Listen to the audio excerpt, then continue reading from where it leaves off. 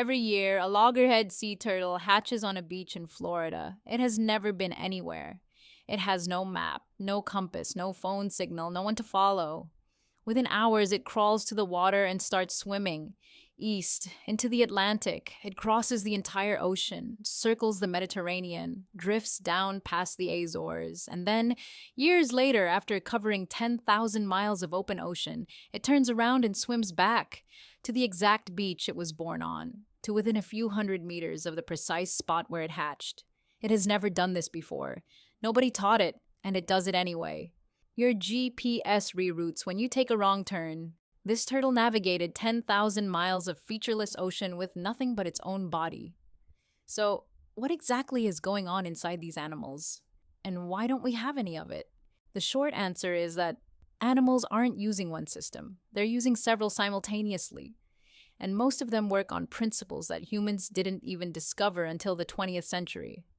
The first is magnetoreception, the ability to sense the Earth's magnetic field directly. The Earth generates a magnetic field that varies in intensity and angle depending on where you are on the planet. At the equator, it runs parallel to the surface. At the poles, it plunges steeply downward. Every point on Earth has a unique magnetic signature, a specific combination of intensity and angle that exists nowhere else. Animals that can read this field essentially carry a map of the entire planet inside their bodies. And the list of animals that can do this is longer than most people expect. Sea turtles, migratory birds, sharks, salmon, honeybees, cattle, which consistently align their bodies north-south when grazing, a pattern so consistent it shows up clearly on Google Earth. Even some species of bacteria grow internal chains of magnetic crystals specifically to orient themselves in the Earth's field. The mechanism in vertebrates is still being actively debated. Some researchers point to magnetite, tiny crystals of iron oxide, found in the brains and beaks of migratory birds. Others point to a quantum mechanical process in the eye involving molecules called cryptochromes, which may allow birds to literally see the magnetic field as a visual overlay on their normal vision. Literally see it, like a heads-up display projected onto their visual field. That is not a metaphor. That is the current leading hypothesis from serious researchers at serious institutions, and it is one of the strangest things biology has produced. But magnetoreception is just one layer. Migratory birds also navigate by stars, specifically by the rotation of the night sky, the way all stars appear to rotate around Polaris, the North Star. Young birds learn this pattern during their first weeks of life by watching the night sky rotate. They imprint on the center of rotation as north, and from that point forward, they use it as a fixed reference for navigation. Scientists discovered this in the 1960s by raising young birds in a planetarium. They manipulated which stars sat at the center of the rotation. The birds imprinted on the fake center, and when released, they navigated confidently in entirely the wrong direction based on the artificial sky they'd been shown as chicks. The birds weren't confused. Their system was working perfectly. They were using exactly the information they'd been given. It just happened to be wrong. And beyond stars, many birds also use the sun, tracking its arc across the sky throughout the day and compensating for its movement with an internal clock that keeps time independently of anything external. Remove the sun. Remove the stars. And many species can still navigate using infrasound, low-frequency sound waves produced by ocean waves, wind over mountains, and atmospheric pressure systems that travel thousands of miles through the air and give a navigating animal a constant acoustic picture of the landscape below. They are listening to the shape of the Earth. And then there's salmon. A Pacific salmon hatches in a freshwater stream in the mountains of British Columbia. It spends its first years there, imprinting on the precise chemical signature of that water, the specific mineral composition, the particular combination of organic compounds, the exact smell of home encoded at a molecular level. Then it migrates to the ocean, spends 3 to 5 years at sea, covering thousands of miles. And when it's ready to spawn, it finds its way back. Not just back to the same river, back to the same tributary, the same stretch of stream, often within meters of where it hatched, guided entirely by smell, following a chemical gradient so faint that no human instrument could detect it from the ocean.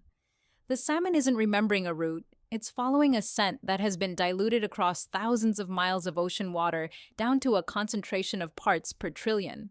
and it finds it anyway.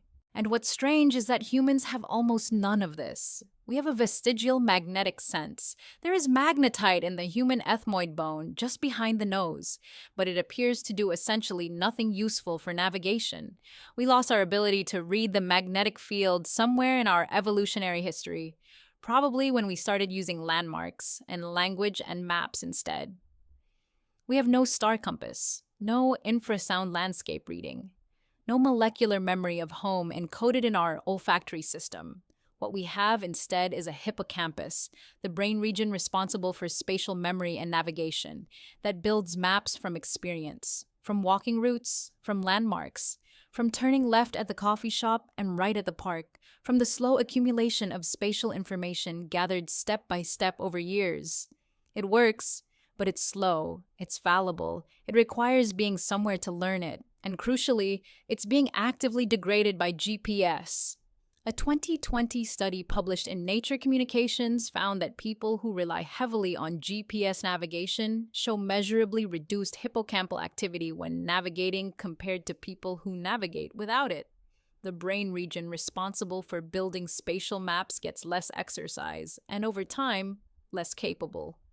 Every time you let the app reroute you, you're making a trade. Convenience now for spatial ability later. The hippocampus, like any system, atrophies without use.